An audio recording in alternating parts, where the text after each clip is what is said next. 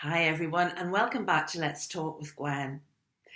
I've entitled this video Less is More, and I think this is such an important message to all of us, but particularly to women. And that statement was coined by a German architect who was a minimalist. Now, as some of you will know, I'm doing a 90-day Transcend You challenge. And I have 3 categories that I'm working on: business, personal, and health. And I have shared some of my experiences and insights because for me, it's the process. It's what you learn and experience during doing something like this. For instance, I one week achieved all my goals that I'd set, except for one. And instead of celebrating all my wins and achievements, I allowed this one failure to overshadow all my successes and allowed it to define me. But in so doing, I learned so much from that. And I'm now very aware of that. And I hope that what I'm doing in the challenge is bringing consciousness and awareness to it.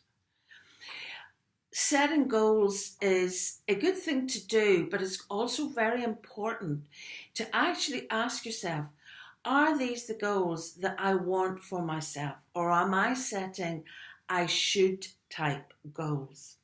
And I did that with a couple as well.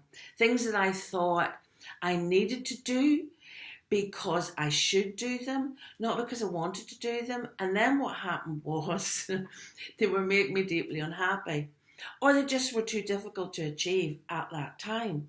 So I tweaked them. So that's another thing. You have the opportunity to reevaluate and reflect during the course of something like this. So I've had this other opportunity. And what I realised that I've done in this past week is really dishonoured my feminine side. I've dishonoured the feminine energy. For me, the feminine energy isn't linear. It's not a question of going from here to there to achieve a goal. For me as a woman, I could go over there or up there or down there or over there. But I'm also cyclical. Things come in cycles for women. And we often forget that these cycles are our moon phase cycles. And during the course of a cycle, we may experience very different emotions and very different energy. For example, in a week, I might feel really dynamic. I might want to go and engage with people. I might get things done. And then another week, I might feel more withdrawn and need to rest. Or I might have a week where I feel really creative. So there are all these phases and aspects that we as women need to reclaim them, not just in our lives, but also in the workplace. I also feel that for many men, they are in a world, particularly at work, where there are such high expectations. And a lot of women in this corporate world or in a lot of businesses, there's so much put on achievement, reaching targets, long hours of work.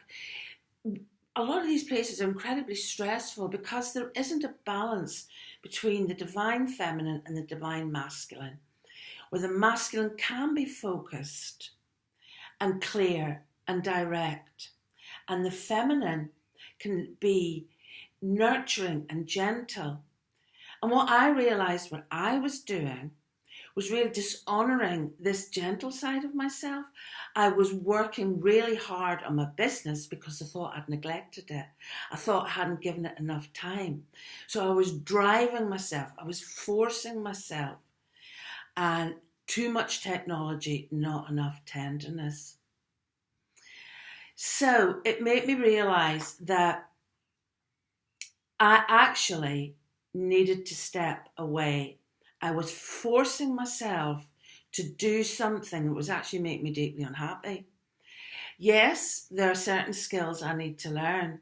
And yes, I will need to go back to that. But at that point in time, it wasn't right for me. The energy wasn't right. And I was forcing it. And whereas previously, I would get up in the morning and feel excited, I was actually dreading going downstairs and opening up the laptop. And that's when I realised something's not right here. And it wasn't the goal, it was my approach. I was perhaps in my more restful phase. So what I did was I closed the computer and I decided to nurture myself, take care of myself, show myself self-love. So I walked in nature, I met with friends, I bought myself beautiful flowers, I read a book. So less is more. That's what it means to me. In this world of technology, in this world of business, in an over masculine, I don't know if that's a word, masculine world, we're faced with quite often very forceful messages. And in the motivational world, the messages that go out are about pushing, pushing, pushing. I've got a couple here. I looked them up. So 1, push yourself because no one else will do it for you. And of course, there's an element of truth in that. But at the same time, if that's all you're doing, then you're out of balance. Great things never come from comfort zones.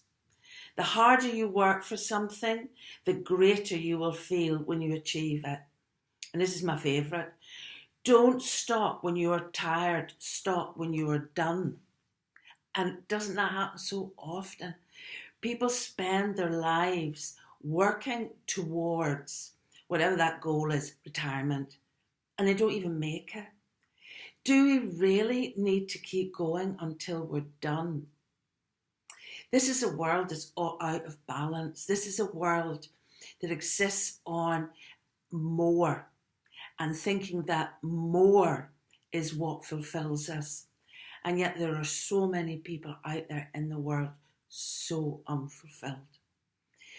So for me, less has given me that space to just be, breathe, rest, revive, rejuvenate, and create opportunity and space.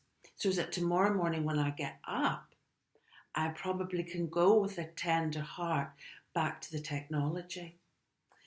So what will you do tomorrow, or today, or next week, or in this moment, to do something less for you that will give you more? Please write in the comments below. I'd love to hear from you. Post your thoughts. And once again, thank you very much. Take care. God bless.